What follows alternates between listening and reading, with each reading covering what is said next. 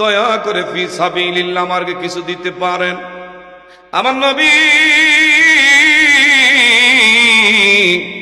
ডেকে বললেন, মিসকিন, এমন সময় তুই আমার দরবারে আমার কাছে হাত বাড়াইলি, যেই সময় আমি নবীর ঘরের চুলায় আজ বিগত কয়েকদিন আগুন জ্বলে না,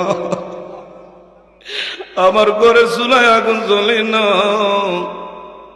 আমার কাছ থেকে তোর কাছে আমি আল্লাহর হস্তে ক্ষমা চাই, দয়া করে আমার তুই মাফ করে দে। মনে যদি কিছু না নেস, এমন একজন ব্যক্তির নাম আমি মেনশন করতেছি, এমন একজন ব্যক্তির নিকট তোরে পাঠাইতেছি, যিনি হইলেন আমার দুই মেয়ের জামাইতা, যার নাম ওসমান জিন্নুরাই। একটু আওয়াজ দিয়া বলা যাবে নি মারহাবা? রে মিসকিন, যারে যাও, আমার ওসমানের কাছে কেউ গিয়া কোনোদিন খালি হাতে ফিরে না। ওই লোকটা বলল, অনেক বড় আশা নিয়ে স্বপ্ন নিয়ে আপনার কাছে এসেছিলাম, যা হোক আপনি যখন আপনার কাছে কিছুই নাই বলছেন, একজনের পথ আমাকে দেখাইয়া দিচ্ছেন, সোজা ওসমান জিন্নুরাইনের বাড়ির রাজপথে গিয়া সালাম দা, আসসালামু আলাইকুম ইয়া আহলাল বাইত। আল্লাহু আকবার। এমনি আমার ভাইরা ওসমান জিন্নুরাইনের দেখি বাড়ির উঠানে বৈশা বৈশা এমন একটা আমার ভাইরা ঘরের বিবির ডাইকা বলে, বিবি গো, ও বিবি, মনে যদি কিছু না নেস, কেন গো বাত্তির সলিতা বাড়াইছ? বাত্তির সলিতা বাড়াইবার কারণে তৈলের খরচটা বেশি বাড়বে, আগুন বেশি জ্বলবে, অপচয় করিস না। ইন্নাল মুবাজ্জিরিনা কানু ইখওয়ানাশ শায়াতিন। আল্লাহু আকবার।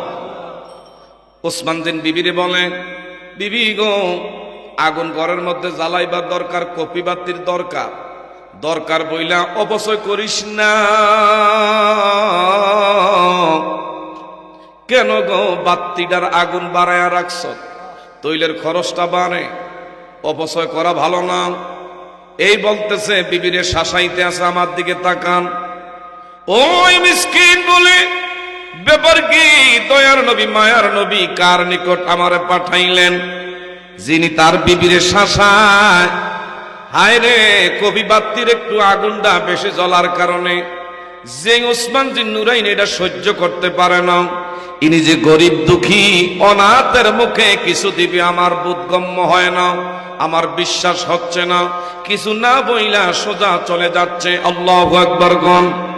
আমার নবীর সামনে দেখা দয়ার নবী, মায়ার নবী ডেকে বললেন, এরে আল্লাহর মিসকিন, ব্যাপার কি? খালি হাতে তুমি চলে যাও, কি হয়েছে বলো? আল্লাহু আকবার কর। বলল, আপনি যার নিকট আমারে পাঠাইছেন, ইনি এমন বকিলের বকিল,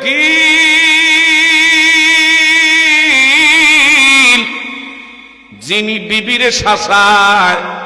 বাত্তির বলে তৈল খরচ বেশি হবে, টাকা খরচ বেশি যাবে, এই টাকা বাঁচাইবার লাগা, সাশ্রয়ের লাগা আগুন যেন কমায়া দেয়, সলিতা যেন কমায়া দেয়, এইটা যিনি বিবিরি বলতে পারে, ওনার কাছে যে চাইলে উনি কিছু দিবে আমার বিশ্বাস হয় না।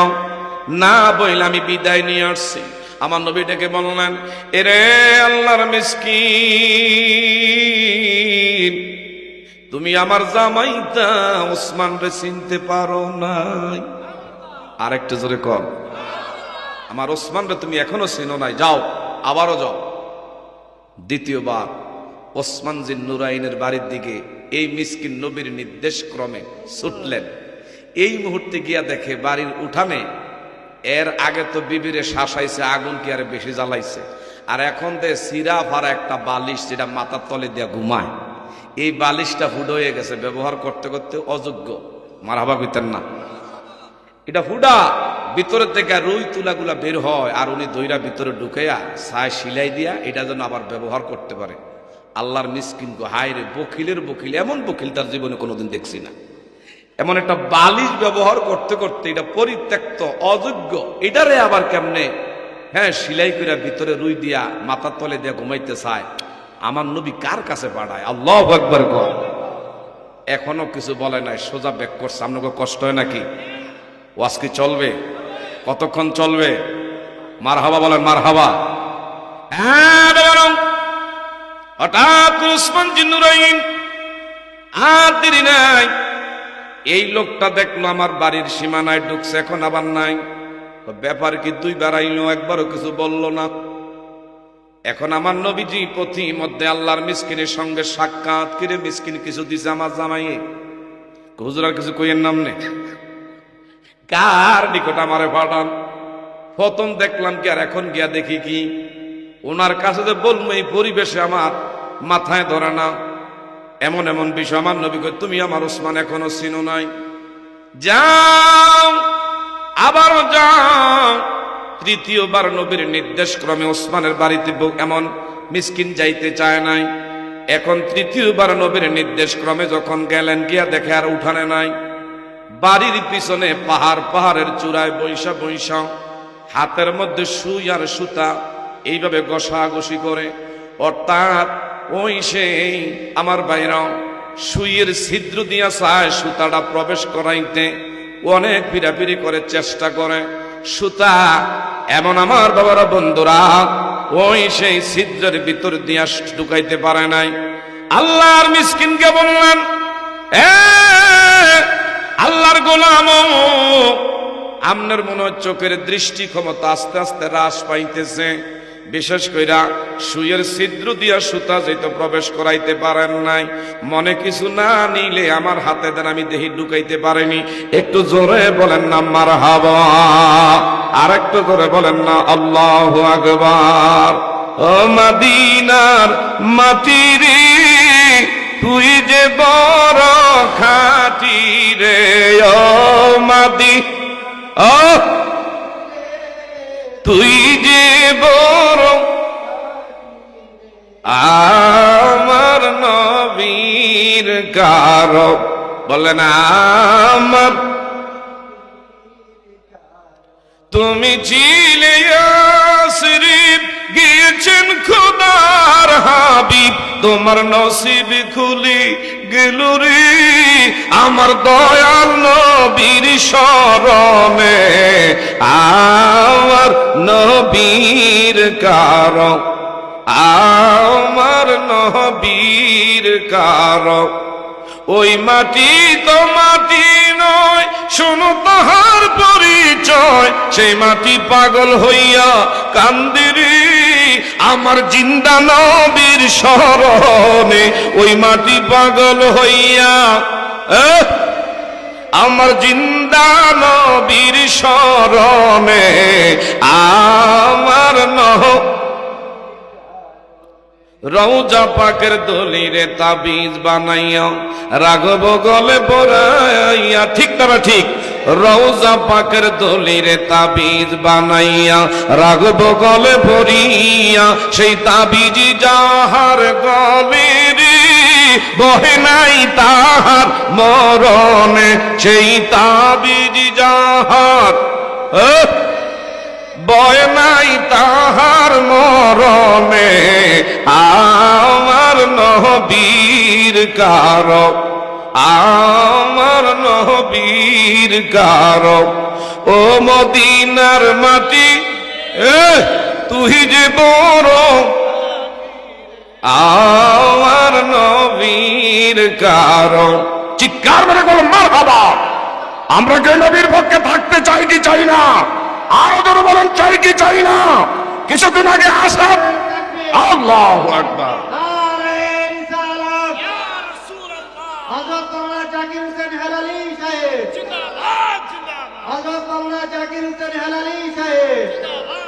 সকলে বলেন মারহাবা। এটা আমার নিজের জায়গা।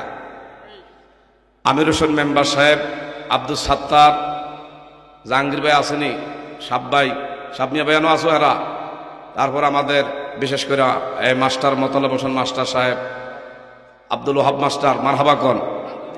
এই লোকগুলো আমার অত্যন্ত হৃদয়ের মানুষ, প্রাণের মানুষ। এই জায়গার মধ্যে বিগত আজ থেকে 20-22 বছর আগে আওয়ার পরে হোমনার এমন কোনো গ্যারাম নাই আমার মতন হতবাগারে চিনে না। কন্যা মারহাবা, আরো জোরে কোন মারহাবা।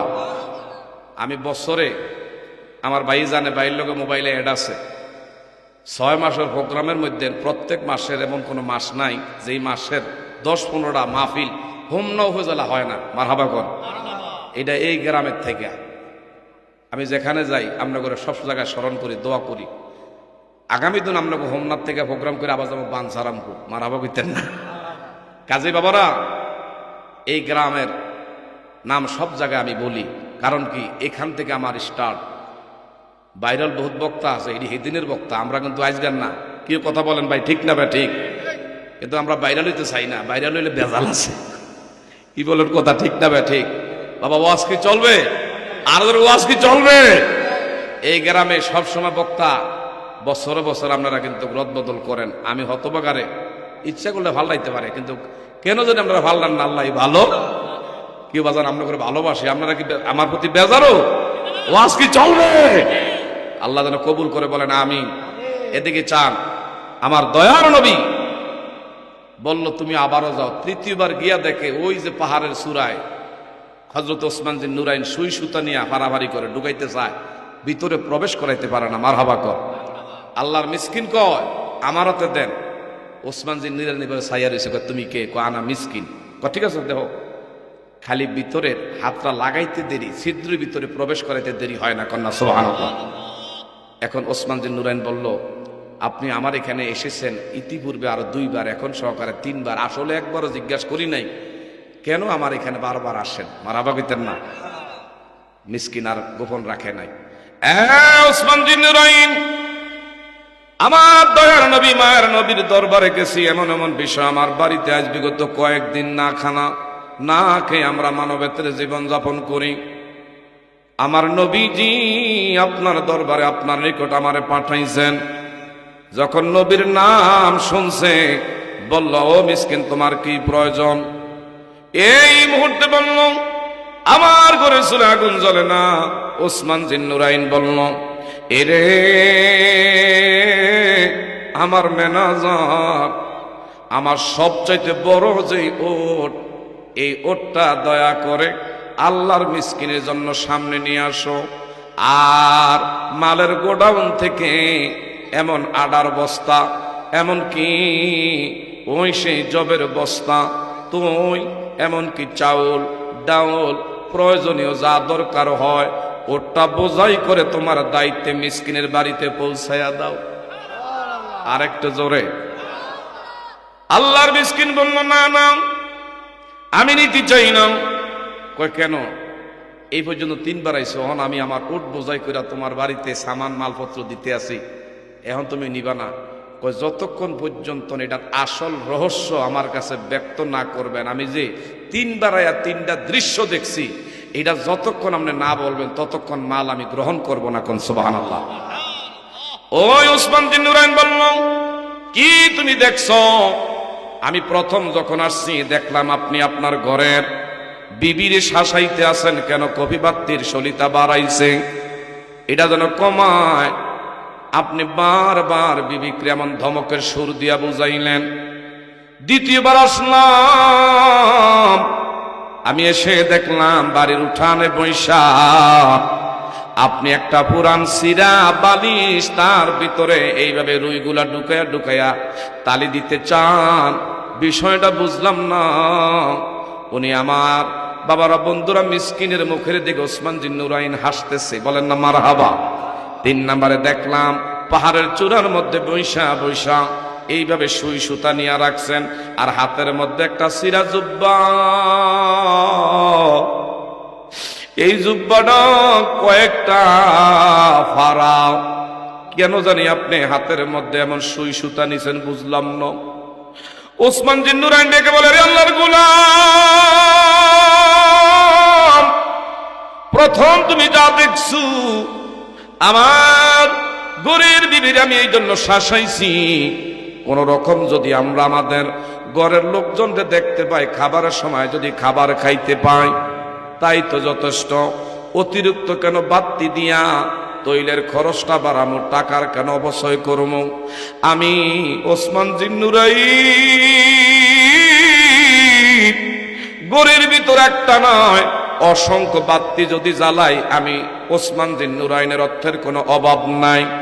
এরে আল্লাহর মিসকিন, আমার ঘরের মধ্যে আমি ফুসফাস যতই করি না কেন, আমার ঘরে যতই বাতি জ্বালাই না কেন, আমি যদি আমল ছাড়া কবরে যাই, আমি ওসমান জিন্নুরাইন যদি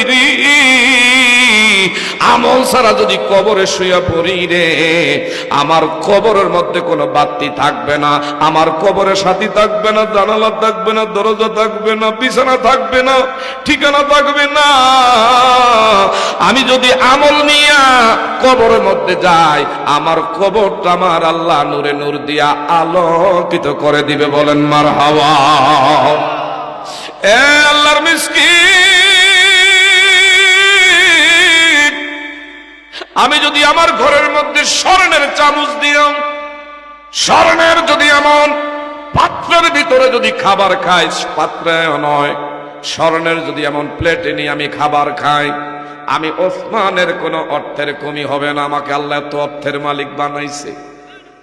ওই যে তুমি দেখছো হাতের মধ্যে সুই সুতা নিয়ে কাজ করি, আমার এই ব্যবহারের একটাই মাত্র জুব্বা, একটাই মাত্র পোশাক।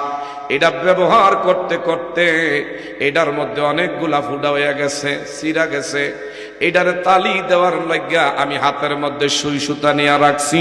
একটু জোরে বলা যাবে নি মারহাবা। আমি ওসমান জিন্নুরাইন যদি স্বর্ণের পোশাক গায়ে দে, আমার কোনো অর্থের কমি হবে না। স্বর্ণের যদি এমন সেই বিছনাপত্র আমি বানাই, হযরত ওসমান জিন্নুরাইন বলে তারপরও আমার জীবন যাবে, কিন্তু আমি চাই না এই বিলাসিতার ভিতর দিয়া ঘরের মধ্যে এত দামি ফার্নিচার দিয়া, ঘরের ভিতরে অনেকে আছে বাত্তির পর বাত্তি জ্বালায়া রাখি, কিন্তু আমার ভিতরে নামাজ আসেনি, দিন আসেনি, শরীয়ত আসেনি, আল্লাহর ভয় অন্তরে কাজ করেনি। যদি আল্লাহর ভয় ঈমান থাকে, মরার সাথে সাথে তোমার আমার আসল জায়গা কবর, এটা আমার আল্লাহ জান্নাতের বাগান বানায় দিবে। কথা বলেন ঠিক না ঠিক? যেহেতু আমার বাইরাল কবরু রাউযাতুম মিন রিয়াদিল জান্নাহ, যদি আপনি কবরের সামান নিতে পারেন, আমল করে কবরে যাইতে পারেন, এই কবর কারো কারো জন্য জান্নাতের টুকরা হয়ে যাবে। আর যদি আমার বাইরে আমল ছাড়া বেআমল নিয়ে কবরে যাই, আও হুফরাতুহুম মিন হুফারিন নার, কারো কারো জন্য অন্ধকার কবরটা জাহান্নামের গর্তে পরিণত হয়ে যাবে। কথা জোরে বলেন ঠিক না ঠিক? ভাইরা, নবীজির একজন সাহাবী যার নাম আব্দুল্লাহ আনসারী। এই আব্দুল্লাহ আনসারীর একটা সন্তান, মাঝে মধ্যে সন্তান দ্বারে বাবায় নবীর পিছনে যখন নামাজ পড়তে যাইত, এইভাবে গাছের সাথে দুইটা হাত রশি দিয়া বেঁধে তারপরে নবীর পিছনে জামাতে নামাজ পড়তো। ঘরের মধ্যে নামাজ পড়তো না, একটাই মাত্র কাপড়। আপনারা ইতিহাস জানেন, স্বামী স্ত্রী দুইজনে এক কাপড় দিয়া নামাজ পড়ে। আব্দুল্লাহ আনসারী সবার শেষে যায়, সবার আগে দৌড়ে বাড়িতে ফিরে আসে। নবীর দরবারে যখন কমপ্লেইন করলো, আমার নবী কারো ব্যাপারে না যায় না, কোনো মন্তব্য করতো না। ওসমান জিন্নুরাইন রে বলল, ওসমান, আমার আব্দুল্লাহ আনসারীর ব্যাপারে এমন মামলা করছে, চলো তদন্ত করে দেখি আসলে বিষয়টা কি। সবার শেষে মসজিদে আসে, আমি সালাম ফিরাইলে সবার আগে দৌড়ে বাড়িতে যায়। হযরত ওসমান জিন্নুরাইন নবীর সফরের সঙ্গী, ওসমান জিন্নুরাইন রে লইয়া আব্দুল্লাহ আনসারীর বাড়ির আঙ্গিনায় আমার নবী দাঁড়াইয়া কয়, যাও যাও আমার আব্দুল্লাহ আনসারীর একটু ডাক দাও। হযরত ওসমান জিন্নুরাইন বাড়ির ভিতরে প্রবেশ করলো। হঠাৎ করে দেখতে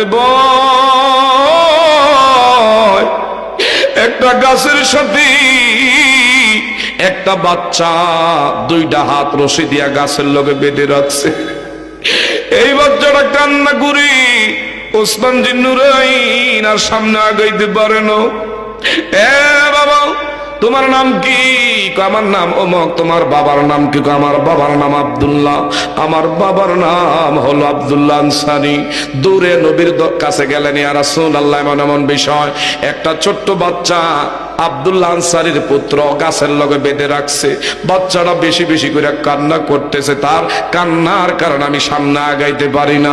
আমার নবী দরুদি নবী, মায়ের নবী, উম্মতের কষ্ট যেই নবী সইতে পারে না, আমার নবী নিজে গেছে গিয়া দেখে বাচ্চাটার হাতগুলো পিছনে গাছের লোকে বেঁধে রাখছে, বাচ্চাটা কান্না করে। আমার নবী বাচ্চার মাথায় হাত বুলে বলে, বাবা কেন কান্না করিস? এই কেন নির্মম তোর উপরে অত্যাচার করা হচ্ছে? বলল, আপনারা তো আমি চিনি না।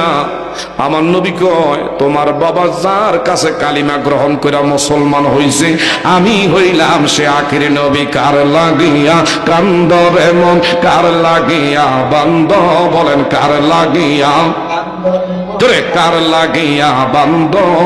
কেউ তো তোমার আপন হবে না, না না, যেজন হবে আপনা সে তো মদিনা। বলেন যেজন হবে আপনা, মারহাবা, বলেন যেজন হবে আপনা সে তো মদিনা।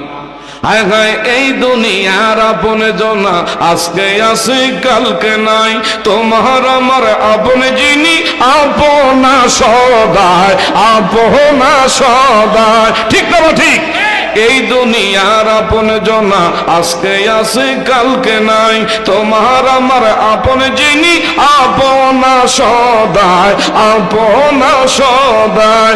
এমন দয়ার নবীর নাই কয় উপমা, কার লাগিয়া কান্দরে মন, মারহাবা। কেউ তো তোমার আপন হবে না, না না, যেজন হবে আপনা সে তো মদিনা।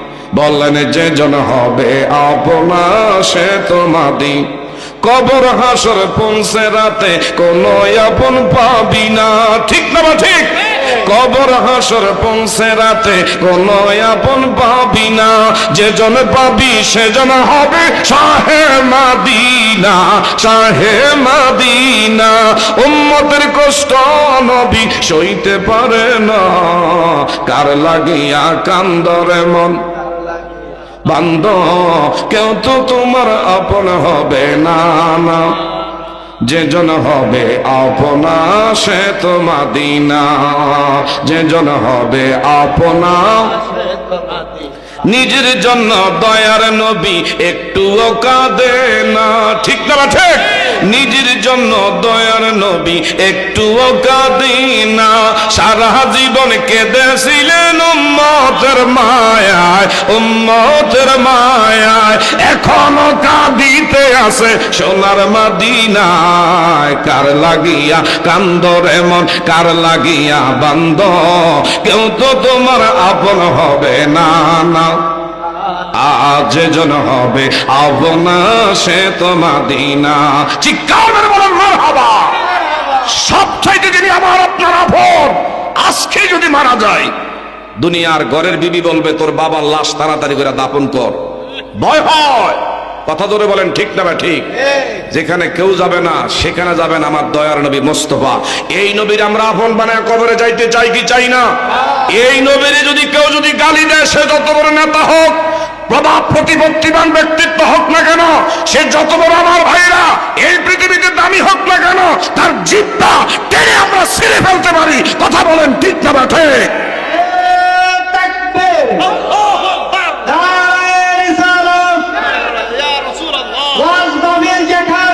আমরা আছি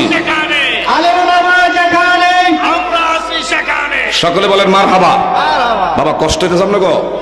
আমার নবীজি, আমার নবীজি বললেন নিজে কেমন দরুদি নবী, বাচ্চাটা কান্না দেখে আমার নবী আর সইতে পারে না। সুবহানাল্লাহ কইতেন না?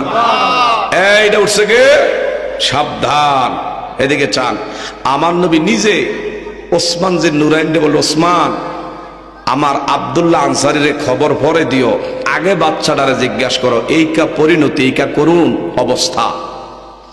বাচ্চাটা বলল, ইয়া রাসূলুল্লাহ, আপনার হাতে হাত দিয়া যেদিন আমার বাবা কালিমা গ্রহণ করেছে, ওই দিন থেকে আমাদের বাড়ির পার্শ্ববর্তী এই যে দেখেন আমাদের বর্ডার সীমান্তবর্তী এই যে একটা গাছ, গাছের গোড়া আমার বাবার ভাগে মাথা গিয়া পড়ছে ইহুদির বাড়িতে। গাছের পাকা পাকা খেজুর জইরা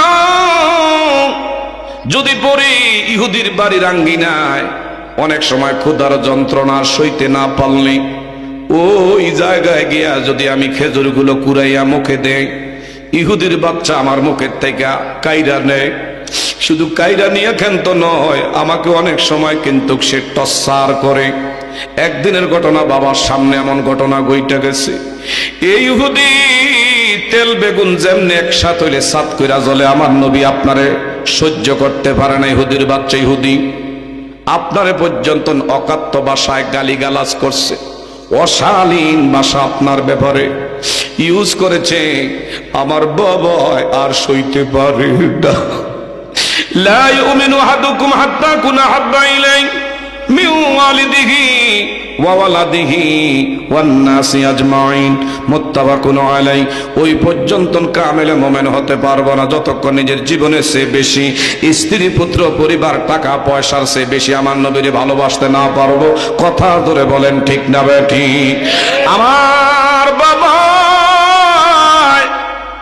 সকালে শুনতে পাইছে আপনি নবীরে নিয়ে পর্যন্ত নকাদ্য ভাষায় ইহুদির বাচ্চা ইহুদি যখন গালিগালাজ করছে, আমার বাবা নিরুপায় হইয়া, কারণ আমাদের তো পিছনে কোনো ভ্যাকেন্সি নাই, আমাদের এমন এমন অবস্থা, বাবায় যখন আপনার কালিমা গ্রহণ করছে সব কিছু ত্যাগ করতে হইছে।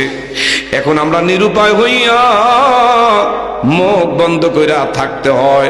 আমার বাবা চিন্তা করে, আমার যদি খইলা রাইখা যায়, আবার যদি গাছের গোড়ায় যাই, এমন যদি পাকা খেজুর হাতে কুড়াইয়া খায়, যদি ইহুদির বাচ্চা আপনারে নিয়ে আবার কোনো গালিগালাজ করে, যার কারণে যখনই আপনি নবীর কদমে যায়, আমার দুইটা হাত পিছনে বেঁধে আবার সন্ধ্যা হইলে হাতের বাঁধন খুইলা গড়ে আনে, একটু জোরে বলা যাবে নি মারহাবা। আমার নবীজি ডেকে বললেন, রে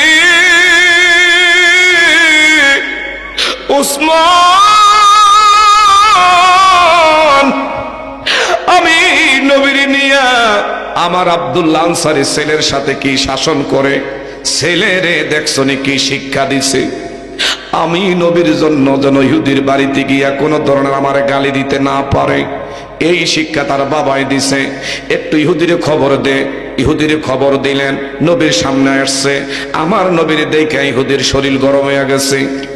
যারে আমি ধরতে চাইছি ওনারে পাই না। আজগা আমার খোয়ারে আইসা ধরা খাইছে, আমার ফাঁদে আইসা পা বাড়াইছে আমার দয়ার নবী। বলে আল্লাহু আকবার কোন।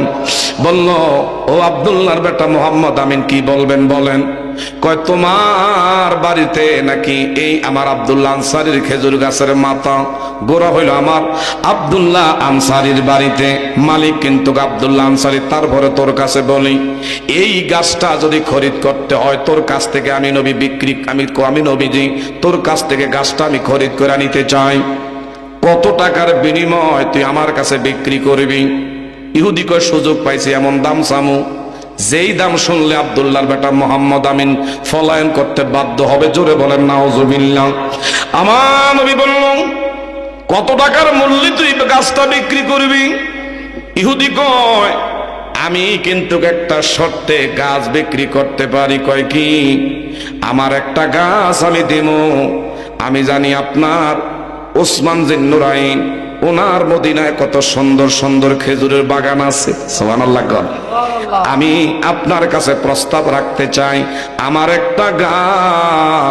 একটা গাছের পরিবর্তে 70টা খেজুর গাছ, যেই গাছের মধ্যে সবচেয়ে বেশি খেজুর ফলন হয়, এমন 70টা গাছ আমার দেওয়া লাগবে। ওসমান জিন্নুরাইন চোখের বাড়ি ছেড়ে ডাক দিয়ে বলে, না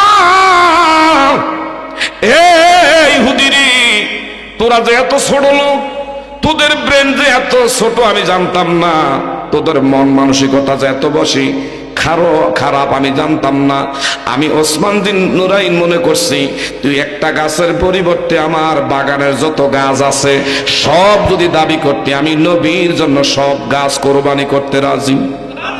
আরেকটু জোরে কন্যা, রহমতে আলম নবী নূরে মোজাজ সব সাহাবীরা আতর বানায় ওই নবীজির, কষ্ট কষ্ট আমরা সাহাবীরা আতর বানায় ওই নবীজির গান। হায় হায় রহমতে আলম নবী সব সাহাবীরা আতর বানায় ওই নবীজির।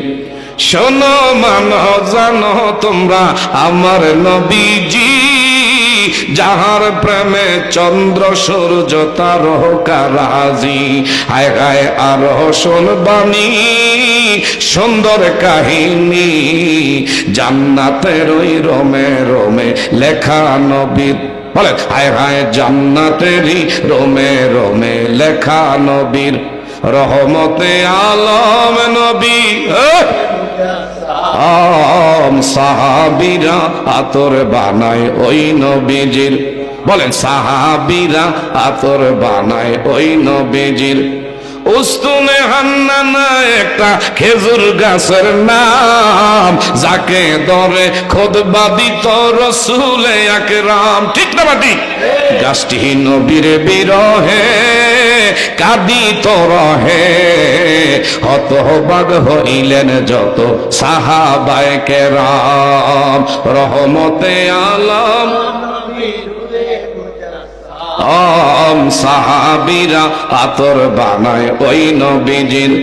আল্লাহুম্মা সাল্লি মারহাবা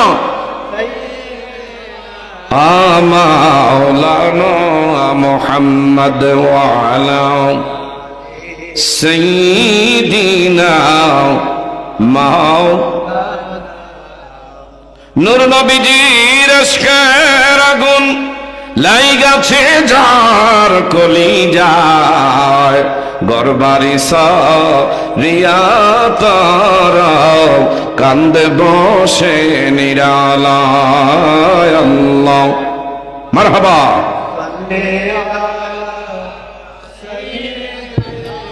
মাওলানা ওয়া আলা আলিহি মাওলানা। শামপুর গ্রামবাসী বাবারা গভীর মনোযোগ, বেশি দীর্ঘায়িত করবো না, যেহেতু আরেকজন প্রধান মেহমান কখনো আপনাদের এখানে আসে নাই। সুন্দর আলোচনা করে অত্যন্ত সুরলা কণ্ঠে আলোচনা শুনলে বুঝতে পারবেন আপনাদের এই এলাকায় যিনি যেই মসজিদে আছেন, চাষারাও ইজদাইর বাজার কেন্দ্রীয় মসজিদ, যেই মসজিদের মধ্যে আমার ভাইরা শহীদ নুরুল ইসলাম ফারুকী হুজুর ইমামতি করে গেছে। মারহাবা কোন। এরপরে আমার ভাইরা কবির উদ্দিন সরকার, ডক্টর কবির উদ্দিন সরকার সালেহী ওনার মসজিদে আমার ভাইরা প্রথম সেই জুম্মার খতিব ছিলেন। এরপরে ওনার পরে ওসমান গনি সালেহী, উনিও আমার ভাইরা খেদমত করে গেছেন। বর্তমান ওনার পরে এই মসজিদে উনি আছেন, যেই মসজিদের মধ্যে 2,500 থেকে 2,000 মুসল্লি একসাথে নামাজ পড়ে। মারহাবা কোন। আমার ভাই অত্যন্ত সুন্দর আলোচনা করেন, বিশেষ করে আমার দয়াল নবী ওসমান জিন্নুরাইন রে বলল, ওসমান তুমি বলো তোমার 70টা গাছ দাবি করছে। হযরত ওসমান জিন্নুরাইন বলে 70টা কেন, আমার জীবনের সব সম্পদ যদি চাইতো আপনি নবীর প্রেমে আমি কোরবানি কইরা দিতে রাজি। একটু জোরে বলেন না মারহাবা। আমার ভাইরা বাবারা বন্ধুরা গভীর মনোযোগ, আল্লাহর নবী রাহমাতুল লিল আলামিনের হাদিসে কারিমার মধ্যে এসেছে, মান বানা লিল্লাহি মাসজিদান বানাল্লাহু লাহু বাইতান ফিল জান্নাহ কামা ক্বালা আলাইহিস সালাতু ওয়াস সালাম। হাশরের ময়দান যেদিন কায়েম হবে, এদিকে তাকান, কি যে আপনারা পাইছেন সম্পদ।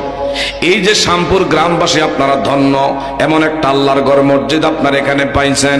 হাশরের ময়দান যেদিন কায়েম হবে, আল্লাহর ঘর খানে কাবা বাইতুল্লাহরে আল্লাহ ডাক দিবে, আমার ঘর বাইতুল্লাহ।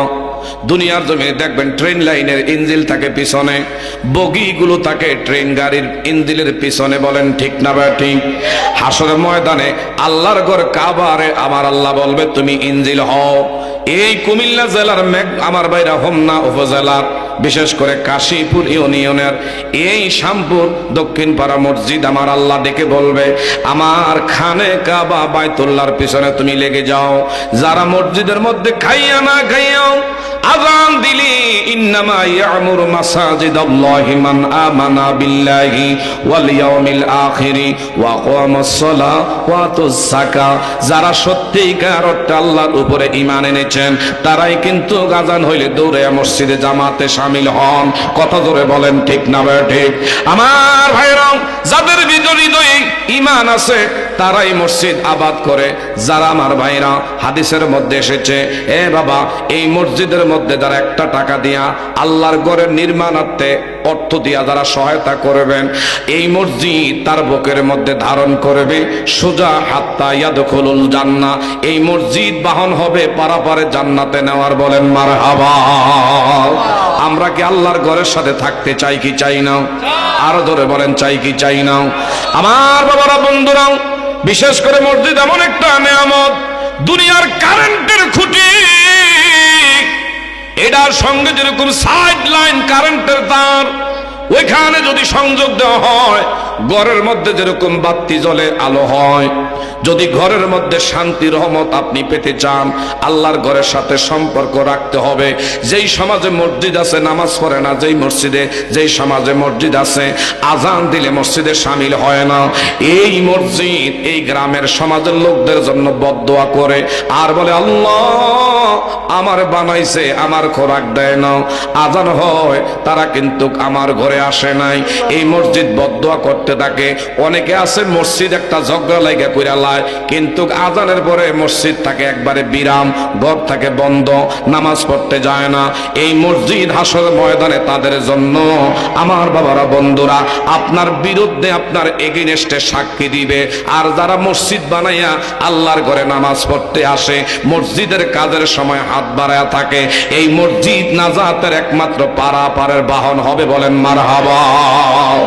আমরা এই মসজিদ, এটা কোনো চাত্তিকানিক বিষয় না। খানে কাবা বাইতুল্লাহ আল্লাহর ঘর যখন নির্মাণ করেছে হযরতে ইব্রাহিমে খলিলুল্লাহ, ইনাকে আমার আল্লাহ বললেন আমার ঘর বাইতুল্লাহর কাজ করার পরে যে অবশিষ্ট পাথর আছে তুমি হাতে নাও।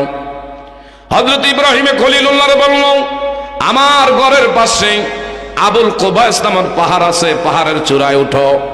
ইব্রাহিমে খলিলুল্লাহ বললেন আল্লাহ কেন আমি উঠতাম? কয় আমার খানে কাবা পুনরায় তোমার মাধ্যমে তোমার সন্তান ইসমাইলের দাবি হল। বাপ বেটা দুইজনে যখন আমার ঘরের সংস্কার করছো, যেমন শামপুর পুরান মসজিদ ওইখান থেকে এটা ভেঙ্গে আপনারা পশ্চিম দিকে আবার সুন্দর করে কাজটা করতেছেন। বলেন ঠিক না ভাই? ঠিক। বাবা আদম থেকে শুরু করে আমার বাইরা খানে কাবা বাইতুল্লাহ হযরত বাবা আদম থেকে শুরু করেছে। এইভাবে নূহ নবীর প্লাবনের সময় খানে কাবা বাইতুল্লাহর চিহ্ন আলামত এটা কিন্তু আমার ভাইরা একেবারে বালুর নিচে চলে গেছে। ইব্রাহিমে খলিলুল্লাহ বাবা সন্তান ইসমাইলে দাবিউল্লাহর মাধ্যমে সংস্কার করছে। আল্লাহর ঘরে কাজ করার পরে যে পাথরগুলো ইব্রাহিমে খলিলুল্লাহ পাহাড় আবুল কুবাইস ওই সূরার মধ্যে দাঁড়ায়া এইভাবে যখন সূরে মারছে, খানে কাবার একটা পাথরের অংশ এই শামপুরা দক্ষিণ পাড়া বাইতুল আমান যেটা মসজিদ, এই জায়গার মধ্যে বাবা ইব্রাহিমে খলিলুল্লাহর পাথর পড়েছে। খানে কাবার একটা অংশ আপনারা পেয়েছেন। বলেন মারহাবা। আপনারা এই মসজিদ পাইয়া খুশি না বেজার?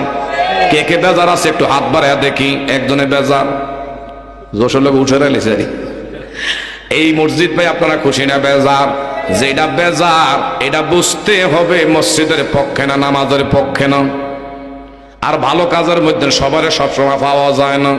এই যে গাজীপুর তিতাস আজকে দেখলাম, হাইরে কিরে এখানে মাজারের সামনে দিয়া কত যে ঢোলের ভিড়া, কি বাড়ির বাড়ি মনে হয় কিয়ামত চলতে আছে। মনে মনে করে দেখছনি ভালো কাজে মানুষ নাই, ওয়াজ দিলে ওয়াজে মানুষ নাই, আর গানের আসর মিলাইলে লোকের অভাব হয় না।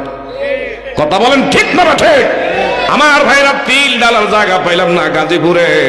আপনাদের কাছে উদাত্ত আহ্বান, এই আল্লাহর ঘর মসজিদের নির্মাণার্থে আসেননি একটা ব্যক্তি খুশি মনে বলবেন যে হুজুর হযরত ইব্রাহিমে খলিলুল্লাহ পুত্র ইসমাইলের দাবি হল, তারা দুইজনে আল্লাহর ঘর সংস্কার করেছে। আমরা গ্রামবাসী যেই কাজ নবী রাসূলুল্লাহ করছে আমরা ধন্য। আল্লাহর ঘর পাইয়া নিজের ঘরটার মধ্যে কত কিছু দিয়ে আমি আপনি কাজ করি। আল্লাহর ঘর আল মাসজিদু বাইতুল্লাহ, ঠিক না ভাই? ঠিক। আহাব্বুল বিলাদি ইলাল্লাহি মাসাজিদুহা ওয়া আবগাদুল বিলাদি ইলাল্লাহি ওয়াসওয়াকুহা। পৃথিবীতে সবচাইতে দামি আল্লাহর পছন্দনীয় প্রিয় জায়গা হলো মসজিদ। মারহাবা কর। এই মসজিদ আল্লাহর পছন্দনীয় প্রিয়। এই ঘরের জন্য এই মসজিদের সেক্রেটারি সভাপতি কোষাধ্যক্ষের ঘরের জন্য নয়, মসজিদের কোন মুসল্লির ঘরের জন্য নয়, মসজিদের কোন ইমাম সাহেব হুজুরের ঘরের লেগে না। ঘরের মালিক আল্লাহ। আল্লাহর ঘরে নবী রাসূলরা গোলামি কইরা গেছে। এমন একটা ভাগ্যবান ব্যক্তি আসেননি যে হুজুর গো এই মসজিদের যেই তো নতুন করে কাজ চলতেছে, আমি আমার মা বাবারে খাওয়াইতাম, সন্তান বাবারা বন্ধুরা বিদেশে বিরাজ্যে আছে, যাদের রুজি রোজগারের কারণে ভাগ্যটা আল্লাহ পরিবর্তন করছেন, একটা লোক আসেননি বাবা 50,000 টাকার গলা একটু কোরবানি করবেন। আমি আপনাদের এলাকায় জানা বিগত 20 বছরের বেশি হবে এই জায়গার মধ্যে আমি আসি, এমন একটা লোক আছেন কিনা আল্লাহর ঘরের কাজের জন্য 50,000 টাকার গলায় একটু কোরবানি করবেন? দয়া করে এমন একটা ভাগ্যবান আমি লোক দেখবো, কে আছেন? খুশি মনে বলবেন। টাকা পয়সা লইয়া মায়ের গর্ভের থেকে আসি নাই, আবার যেদিন মারা যাব আমার আল্লাহ রাব্বুল আলামিন বলেন ওয়ামা তাদরি নাফসুম বিআইয়ি আরদিন তামুত।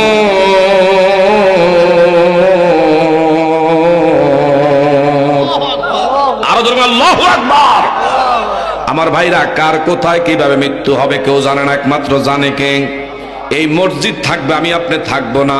নামাজিরা কিয়ামত পর্যন্ত নামাজ আদায় করবে। আপনি কিন্তু এমন একটা লাভের ব্যবসার সাথে জড়িত হচ্ছেন, মরার পরেও আপনার কবরে লাভের অংশ আমার আল্লাহ পাক পৌঁছাইতে থাকবে। ইজা মাতাল ইনসান ইনকাতু আনহু আমালুহু ইল্লা মিন সালাসাতিন ইল্লা মিন সাদাকাতিন জারিয়া। সদকা জারিয়া, নেক সন্তান রাইখা যে বাবায় গেল, তার মতন ভাগ্যবান আর কেউ হই নাই।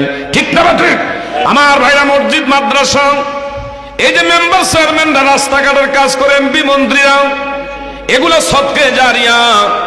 বৃক্ষরোপণ করা, কালভার্ট, ব্রিজ, এমন বাবারা বন্ধুরা পানির একটা টিউবওয়েলের ব্যবস্থা করে দাও, অজুখানার ব্যবস্থা করে দেওয়া। নাম বলছেনি?